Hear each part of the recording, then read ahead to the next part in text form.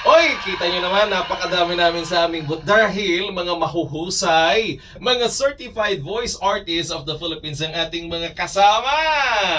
Naku, wag na nating patagalin, pakilala na natin isa-isa ang ating mga bisita. Kasama natin ang kanilang leader, no? Ang kanilang head. Naku, kasama natin. Walang iba, kundi syempre ang nag-iisa at syempre kasama namin ng mga nakaraang pag-awardings ito. Ha?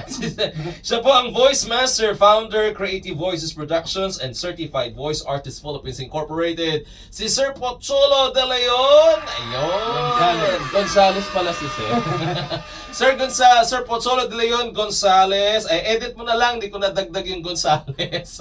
Kuya Jonas, Pocholo De Leon Gonzales. And of course, si Kuya Ralph Ernest Garcia. And Francia. Oh, kita mo na, kulang pa yung apelyido ko. Ralph Ernest Francia pala yan, hindi Garcia. And si Kuya JJ De Los Santos. Sa kanya lang tumawa, nakakainis. Oy, kabati mo na, Sir Pocholo. Go ahead po. Yes, great day everyone. Ayan, salamat po sa pag-imbita dito sa inyong napakagandang programa ang Wedge a Minute. Oh, di ba? Oh, yan. Kuya Bogs, ikaw naman. Magandang gabi po sa inyong lahat at magandang gabi po sa mga kapatid na nakikinig sa Wedge a Minute. Oy, di ba? At syempre, andyan din si Kuya JJ. Ako Sir Wedge, no? Maraming salamat po sa pag-invite muli po na dito naman sa Radyo Agila. Oy, ang galing. Ang husay. Ay, alam niyo po bakit Certified Voice Artist of the Philippines sila? Eto, tanungin natin si Sir Pocholo. Sir Pocholo, bakit Certified Voice Artist of the Philippines sila? Okay. How creative yung mga voices po ninyo? Oo, alam mo, Sir Wedge, no?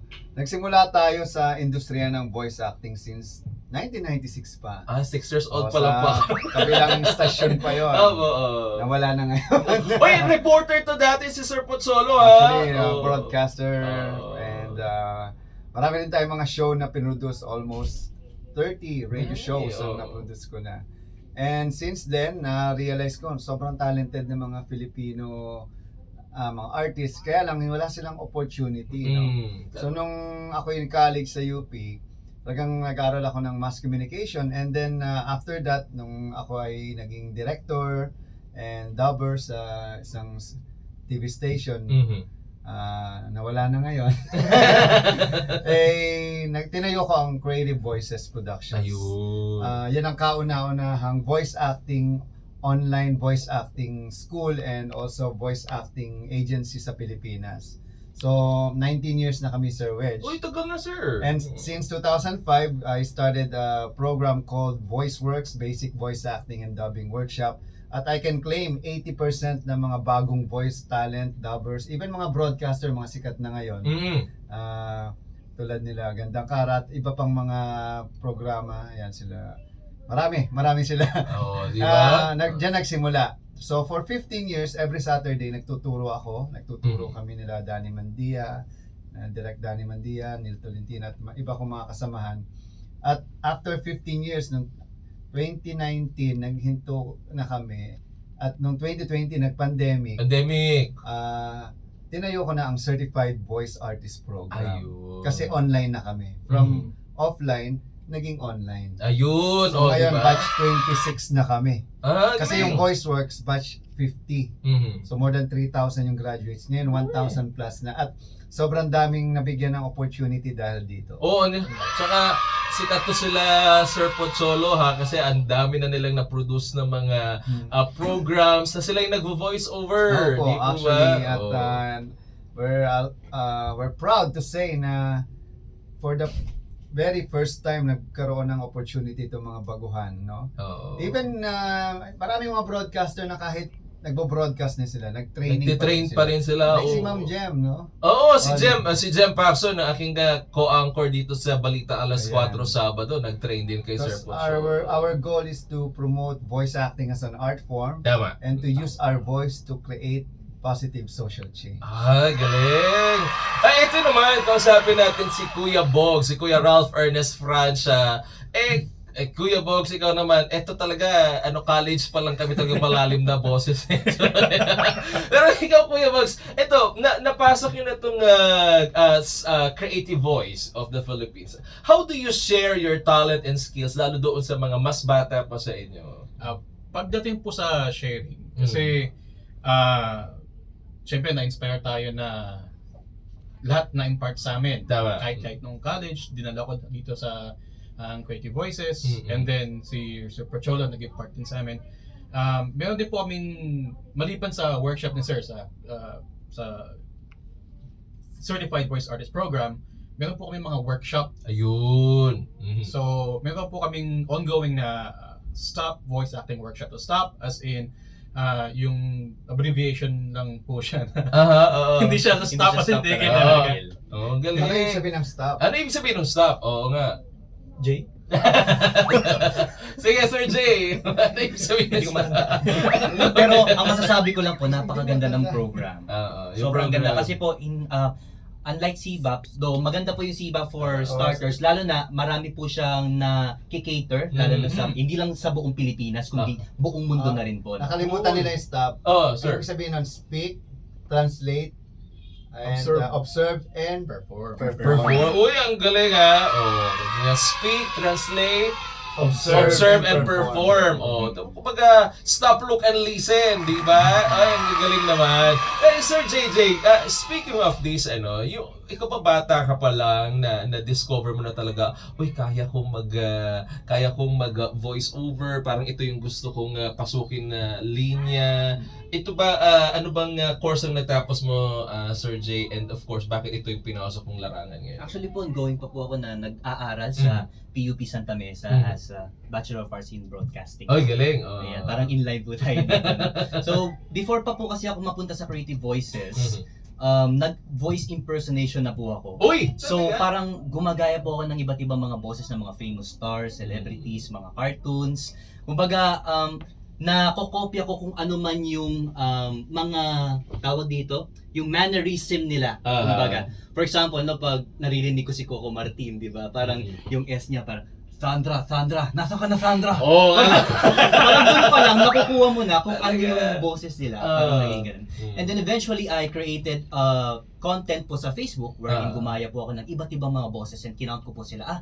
36. Kaya nabansagan po ako the guy with 36 voices. Wow! The guy with 36 voices, ha? Bigyan mo nga kami ng sample, Sir JJ. Sino ba yung mga sikat na kaya mong i-voice? Siguro para makarelate lahat, no? Yung mga classic po natin. Babalu. Oh, Wow! Ang lupit mo! Sabi ko sa'yo huwag mong gawin yan. Ang husay! Oh, kaya niya yan. Sa mga cartoons, may mga na-voice ka na ba, na-dub na mga cartoons? Oh, and actually po, nag-umpisa siya sa isang cartoons, no? Parang siglirin ng Dragon Ball. Ayan, Talaga sige. yung una na bosesan po natin. Sabi niya, Goku! Talunin mo na si Majin Buu! Oh! ganun yung mga boses. And siguro, familiar, no? Si Duterte Vice President. Sige, President Duterte. My God, nandito ako sa Net 25, Radyo Agila. Ang ganda dito.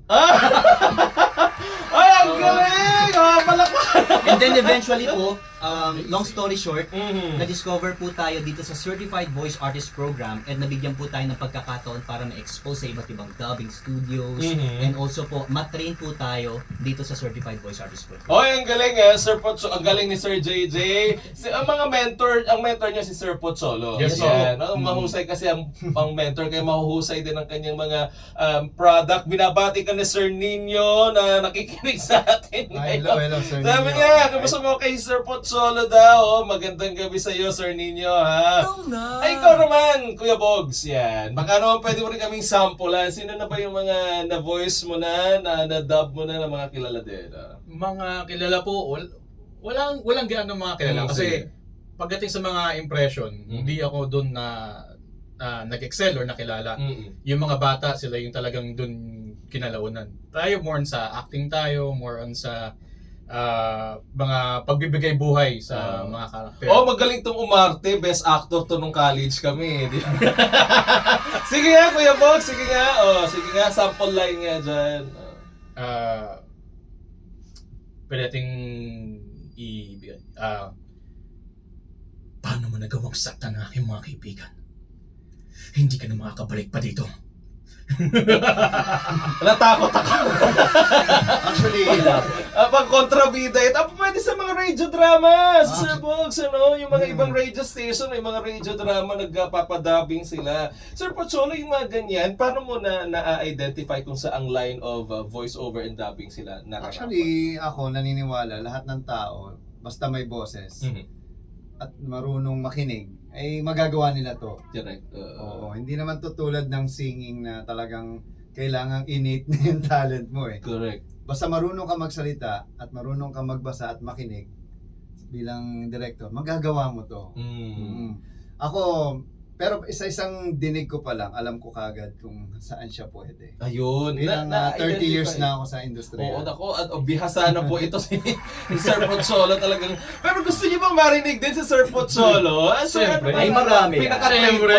Yan, pakinggan na Sir Pero Pocholo. bago ako mag-perform, gusto ko lang yung mga sikat kasi namin ginagawa ngayon, yung Amazing Digital Circus. Ayan, More sige. than 400 million views na yung... Talaga sir, sa YouTube Sa yan, ano? YouTube, Sa YouTube. So Oo. yung Tagalog version nun. kami Sige nga gumawa. sir, sige nga. Pero yung mga sikat siguro, yung sobrang sikat, yung mga anime yan. Ayan. Pero matagal na yun. Sige, hindi, nakaka-relate pa rin sila. Basta yung sikat noon, Bubo Chacha, yung boses. Ayan, alam ko yan. Sige. Gandang araw sa inyo. Ako nga pala si Chacha, Bubo Chacha. Ah! Saka yung isa pa si Cyborg Kuro-chan. Ay, si Kuro-chan. Kuro-chan. Yan, Kuro-chan. tama. Ah, sige. Sabi niya, Hoy! Humanda kayo sa akin! Ako nga pala Cyber Kuri-chan! Itong bagay sa inyo! Ha! Cha-cha-cha-cha-cha-cha! Ay, ganun.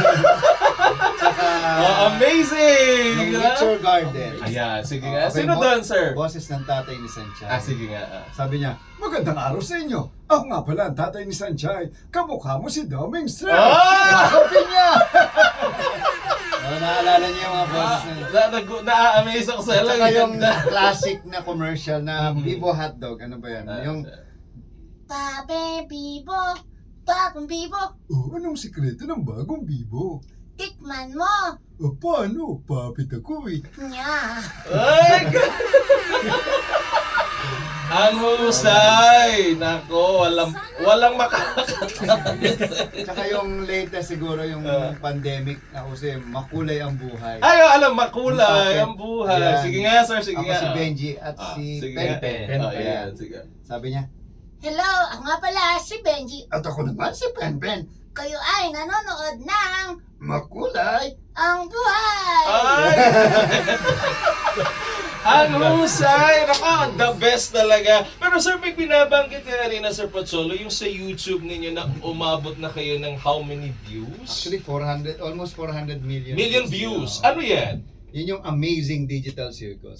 What does it mean? Oh, alam mo kasi, Sir Wedge, Kuya Wedge, ang nangyayari kasi ngayon, nagbabago na yung landscape ng dubbing. Mhm. Hindi katulad noon, di ba? TV lang yung means of entertainment at Correct. radyo. Mhm. Ngayon, Internet na. ang kagandahan sa voice acting, ito lang ang tao ngayon eh. Mhm. 'Di ba? Lalo na sa mundo ng AI ngayon, may Correct. AI voice na, pero hindi kaya ng AI ang umarte. Correct. Walang puso ang AI, hindi niya alam yung ibig sabihin ng mga sinasabi. Correct. So doon pumapasok ngayon yung while the technology grows, the need for voice acting also grows. Correct. So yung voice acting ang pinag-uusapan natin. Mhm. Yung acting, yun lang ang kasi may puso eh. Correct. Kasi ngayon, puro peke na eh. Mm. Actually, na-accept na ng tao yung AI voices. Pero, pag nag-dub ka, hindi kayang i-dub ng AI yung acting ng Yung natural, emotion. o yung Correct. iba Rin ang gawa. Even Oo. sa mga commercials, hindi nila kaya yan. Mm. At pero, ang mawawala yung mga voice over. Yan na yung ginagamit ngayon sa mga TikTok, YouTube. So, ang kagandahan ngayon, nandami ring mga programa sa buong mundo na iba-iba lingwahe na kailangan i-translate sa Tagalog, sa Yeah. Filipino, or sa English. At yun ang ginagawa namin ngayon. Oh, galing. So, Nice. yun yung mataas yung viewership ninyo sa Oh, YouTube. marami rin kami. At Mahusay. halos lahat ng Tagalog movie noon nung pandemic kami gumawa. Kaya gumawa. Oh, ang galing. Pero sir, di ba kasi ang aside from YouTube, yan, malakas din ngayon TikTok. Oo. Yan, may mga short clips din ba kayo na ina-upload nyo sa Marami. TikTok? And of course, yung mga tao, Actually, meron amazed ako, sila eh. million din yung views namin. Talaga. Nako, itong pagkakataon natin, sir, para invite nyo sila, para i-follow in yung TikTok account, yung YouTube channel, para mapanood nila Yes. kayo.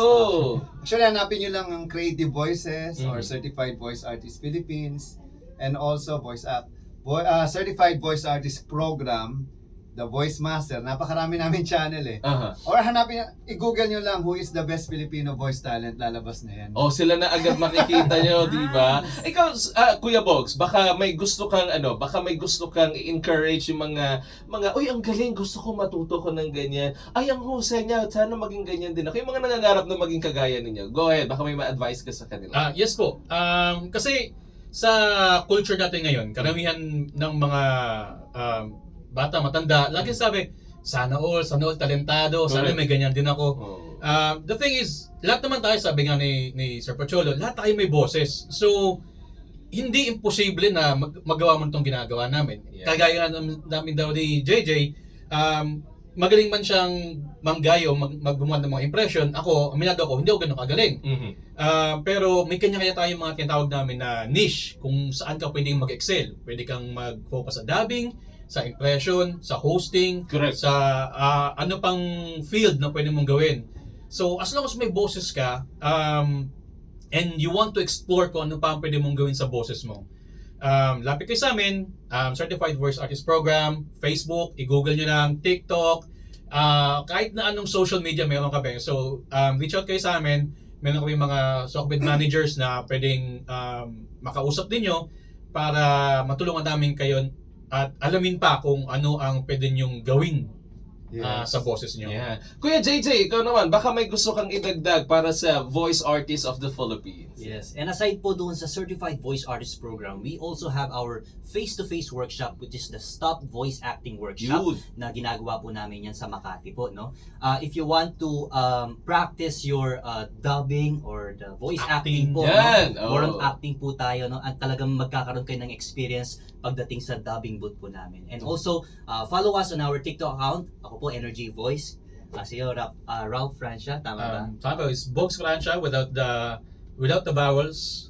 Oo. Yan. And then, we believe that someone out there needs to hear your voice. Oh, di ba? Nako, alam niyo ho, pag kayo lalong natuto, pagkakakitaan niyo po ito in the near future, di ba, Sir Pocholo, pwede Actually, silang maging host, pwede silang mga Speaker. speaker, Oo. voice teacher, music teacher Voice sa mga over, eskwelahan, yes. voice over, kahit sa school, pwede silang Basta ang magturo. ginagamitan ng boses. Oh, Yes. nako, lahat Lahat na yan, lahat. covered natin. Oh, lalo ngayon, ang daming events At, sa Pilipinas. Sir Reg, no? Go ahead, sir. Sa mga PWD, especially mga bulag, Yan. basta may kapansanan, kayo po ay bibigyan namin ng scholarship. Ay, Even galing. mga senior citizens.